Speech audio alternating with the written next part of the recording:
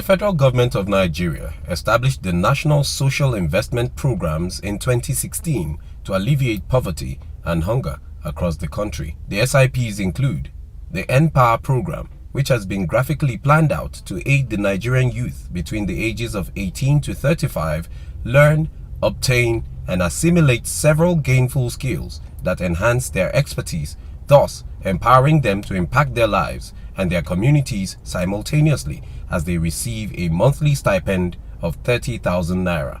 President Muhammadu Buhari, during his electioneering, gave a promise to Nigerians that he was coming to protect the poor.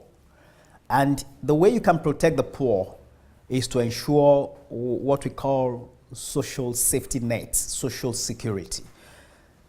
Now, the president, being someone who honors his words, has decided to put in place the social investment program. The social investment program is a manifesto program of our great party, the APC. It's aimed at lifting the vulnerable to a point of hope. It's aimed at providing small and medium enterprise soft loans. It's aimed at lifting the extreme poor to a point of hopeful prosperity. It's aimed at giving jobs to youths who prior to now had to rely on godfathers before they got jobs. Therefore, the social investment program is a warehouse of hope for the hopeless in Nigeria, for people who don't have godfathers, for people who have now been given a renewed belief in government and its policies. The programs under the social investment program are 5. The first is the NPower program. The NPower program is a job creation program for people, young graduates, artisans who have never worked and who have never had the opportunity of getting a job since graduation. The program started in 2016. The first thing we did was to ask applicants to go online to apply for this program. A lot of our youth went online, applied for the program. At the end of the day, we had 4,500 plus, let's say about 4,500 beneficiaries selected for Kogi State. That was in September 2016. By December, we did our deployment, our flag off, and His Excellency graciously gave us this building to operate from. I can tell you that Kogi State is among the top 5 that has a befitting social investment program office. So we have been operating from this office. So since December 2016, we have about 4,500 NPower beneficiaries earning 30,000 naira stipend per month. And these beneficiaries are not just sitting down doing nothing. They have been deployed across 3 sectors, that is agric, health, and teach. So you are going to find some of our beneficiaries in what we call N-Agro, N-Health, and N-Teach, offering community services to the communities we posted them to. Currently, Kogi has about 7,000 NPower beneficiaries from the last recruitment we did, and they have been paid 30,000 naira monthly across all the 21 local governments in Kogi State. And that means that in NPower, so far, Kogi State would have a total of 15,000 based on the current recruitment. And that means for NPower program on a monthly basis, money flowing into the economy of the state is about 388 million. We have 2 types of NPower program. We have the graduate scheme and we have the non-graduate. For the graduate, you must be a graduate with the lowest qualification of OND. So for you to qualify to apply for Empower, you must be an OND holder, NCE, BSc, and all sorts for you to apply. You must be between age of 18 to 35. I'm one of the Empower beneficiaries from Kogi State, and I grow to be precise. This Empower program has been a life-changing program to me and to a lot of youths who are unemployed before this present administration. We have achieved a lot in areas of experience. You know, the program came at the right time, engaged us in various aspects of activities. So far, I've achieved a lot. When it comes to practical experience that I've achieved from this platform, this program, I am an agricultural engineer, and presently it's just like I've been exposed to my area of specialization where I'll be able to achieve a lot in the area of crop production, animal production as well. So far, I've been able to set up a farm where I have livestock that I'm bringing up right now, and I truly believe it's as a result of this program that has given me the opportunity to have this farm on ground. We're asked to register, and I just went to the cafe just to try, just like I apply for other job opportunities. I did the same and I forgot about it.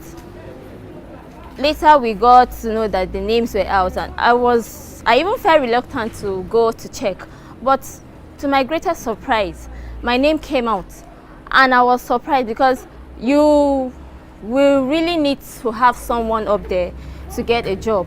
But this one was a different case entirely. So I'm so grateful to the government because it was a good opportunity for me to come and impact on children in primary schools at the state level. So it was a fair one, a random picking, and so far you have the qualification we're taking. So far you have the qualification you were taking. Everybody was taken according to what you were qualified for. The Empower program has been of immense benefit to me particularly, and I believe to other beneficiaries in and around Kogi State and the nation at large. Actually, before now, we're sitting down idly after graduation from school. But with the coming on board of President Muhammadu Buhari, the program came on board. And because we were qualified, because we've gone to school, we read, we've acquired the certificate, and here we are. We benefited. I am gaining a lot with the stipend that we are being given. Even during the immunization, they will still look at us and still give us something in order to take and transport ourselves and to put something on my table. And I want to thank the federal government. When I took my device home, my siblings were saying, oh wow, this is wonderful. If you are to gather your stipend, for how many months will you gather in order to get this? But this came free from the government, and I want to say thanks to the president. Talking about what we are being given to take home at the end of every month, our allowance, it has really done a lot, because ever since I've been out of school, after my service, I've gone places, I've traveled everywhere to get a job, but to no avail. And this allowance that has been given to us every month, that is 30,000, has gone a long way to empower me, and it has helped me to also help others with the little I get. My family has they know and have even felt the impact of even the government in my life through that 30,000 naira as an allowance. I really want to appreciate the person of His Excellency Governor Yaya Bello, because without him allowing this particular program, or giving the go-ahead, I wouldn't have been one of the beneficiaries. A lot of kind words. I must commend the effort of His Excellency, the Executive Governor of Kogi State, Alhaji Yahya Adoza Bello.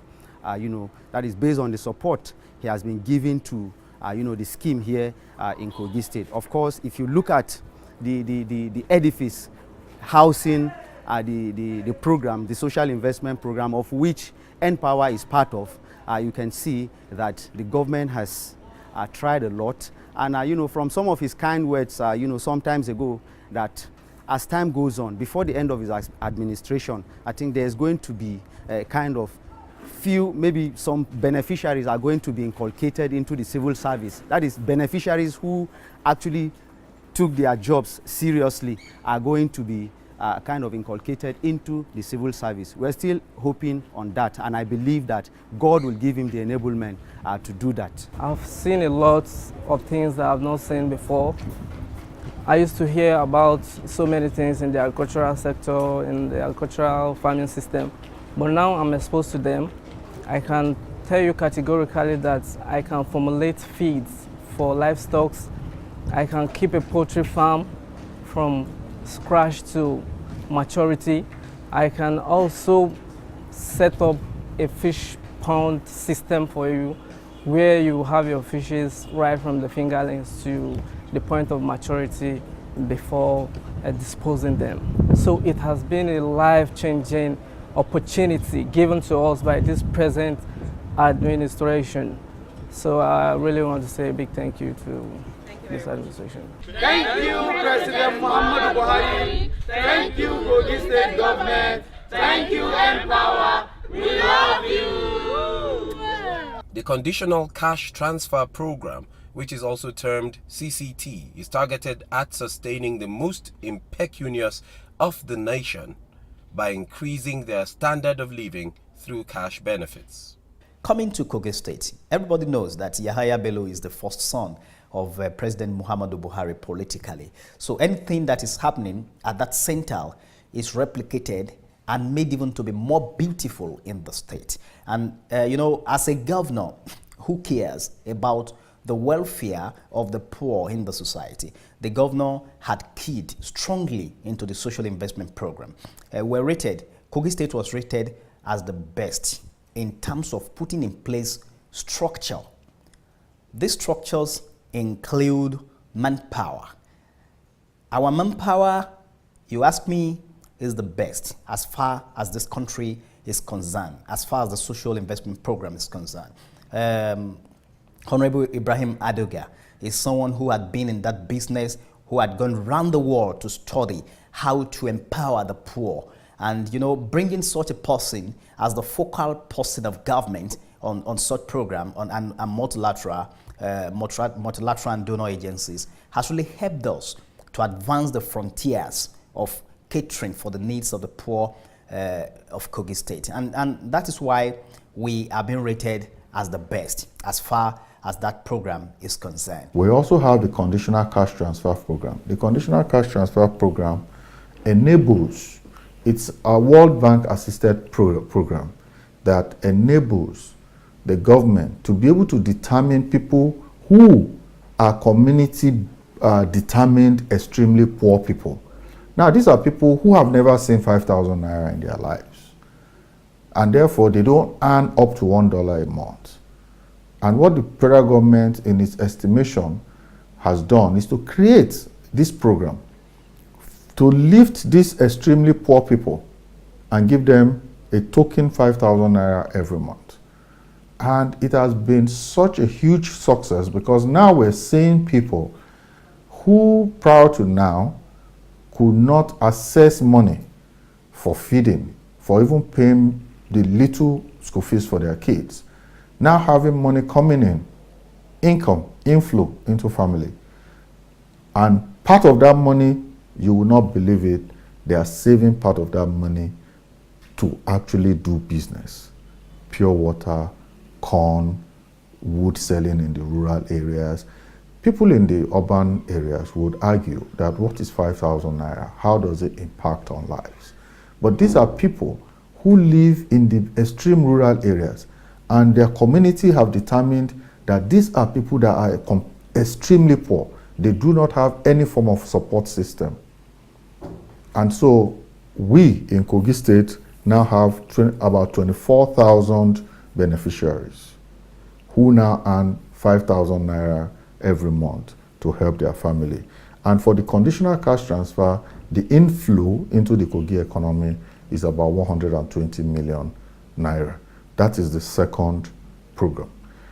The Homegrown School Feeding Program is a well thought out program and seeks to cater for the Nigerian school pupils with nutrition-filled foods and farm produces grown in their locality, thereby reducing malnutrition and boosting optimal health of the children, increasing school enrollment and also empowering community women as cooks and patronizing small-scale farmers, thus enhancing economic growth. The third program is what we call the Homegrown School Feeding Program. The Homegrown School Feeding Program is a program which is also created by the APC government to feed a child in primary school, public schools, a meal a day. And therefore, in Kogi, we're hoping to kick off the program. We're ready, and we're hoping to flag off the program in Kogi State by the end of April, which is this month. And we're going to be recruiting about 3,000 vendors and caterers, while we're going to be feeding close to 500,000 kids with partnerships with SUBEB and tertiary education, but mostly with SUBEB. But we have other partners in MDAs such as Ministry of Agric, Ministry of Education, Ministry of Health.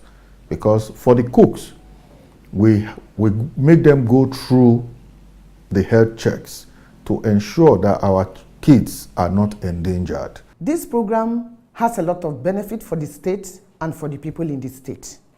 We are to feed the children, not only to feed the children, because we cannot just go outside there and carry people that are, passerby for them to come and feed the children. We have a lot of work to do. So in the first place, we set our cover note, hard cover note across the 21 local government. And then we went on air. We make announcement that there is such program. Oh, please, if you are interested, key in, go and put in your name there, your phone number and everything. So after the whole said and done, they returned this in the hard cover note for us. From there, we design a form that we go through that register, put the name of those people who put their name in the register, fill it off with the form, and return it back to the local government. So the people who were interested, they pick the form and they fill the form, they return it back to us. From there, we have what we call Profile Me. We profile everybody, and as many as you put your name in that register, we profile it. At the end of the day, we filter it to really know whom we can take to be our caterer. We consider the age. If we are over age, we know that we cannot go close to fire to cook for our children. We eliminate those. Those who are qualified, we do the desing, we work on it, and we call them through their phone number, and we still went on air that those people who pick the form as per a homegrown school feeding caterer, they should be aware that we'll be going through the local government to go and make an interview, which we did. We interviewed them. We didn't end up there as per se we have gotten caterer, because to feed another person's children is very delicate. We really have to take our time and do a lot of things. So after the interview, we now send those who qualified for the interview for health check.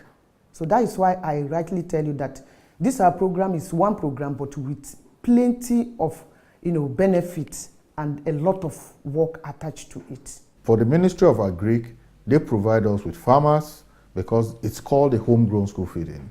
And all meals we provide for the kids are going to be sourced locally within Kogi State. So any meal that is on our menu that we cannot procure from Kogi State, we will not use such a meal. For the JIP program, we have so far an inflow of about 157 million naira flowing into the Kogi State economy. And then, for the government support, His Excellency Alhaji Yahaya Bello has provided us with monthly operational funding, which helps us to pay our workers' salaries and to take care of minimal operations on a monthly basis that we need to do. And because he is a believer in the lifting of the extreme poor, he has keyed into ensuring that this is not in any way influenced.